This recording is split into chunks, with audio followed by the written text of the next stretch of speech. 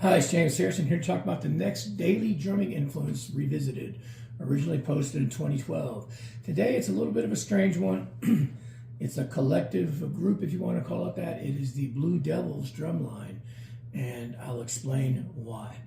So was exposed to drum corps probably around 1974 or so, and was really into Santa Clara, Madison Scouts, Blue Devils, Phantom Regiment, some of those top groups. But the 1976 Blue Devils totally inspired me in a different way, partially because they played Channel One Suite by Buddy Rich and Legend of the One-Eyed Sailor, and I think it was Chase the Clouds Away for the closer. I can't even remember now, but anyway, these were tunes I was familiar with, but at the same time, when they played Channel One Suite, they really copped a lot of Buddy Rich's licks in the drum line, and I was totally amazed by that.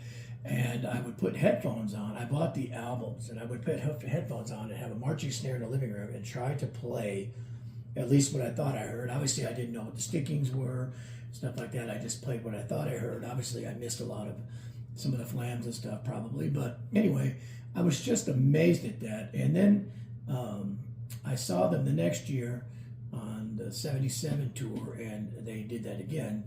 I think they changed the closer to Rocky. But and I spent an entire day in Milan, Tennessee, watching them go through their warm-ups and break down the show and all kinds of stuff, and was just totally amazed by it and everything.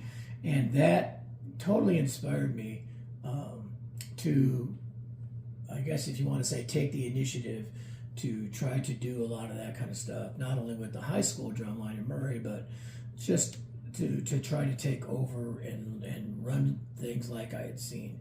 And so it was a huge inspiration on me. I was a huge Blue Devils fan. I actually wrote him a letter when I was in high school about auditioning, and I got a letter back saying, come, after you graduate, you're welcome to audition. At the time, you didn't have a lot of the B corps like you do now, or if you want to call it the feeder corps, although some of those feeder corps are amazing. At the time I wrote him, I think I was maybe 16. And they were polite in a letter and just said, after you graduate, you're welcome to come out and try to audition. I didn't do that. And that's a whole other story about what corps I did go audition for and stuff, and what the outcomes and stuff that were. But the one that really jump-started me, again, I was amazed by all the drum corps because of the proficiency, but also the ability to make, let's say, 8 to 10 snares sound like one player, or multiple tenor players sound like one, and whatnot. And the way the art form has gone till now is just incredible, especially with the drum lines. The stuff they're playing is just ridiculous now and whatnot. But I miss some of the old school stuff too. But over time, I've gotten to meet a lot of those people, and from that era of instruction and even marching in the corps and stuff like that.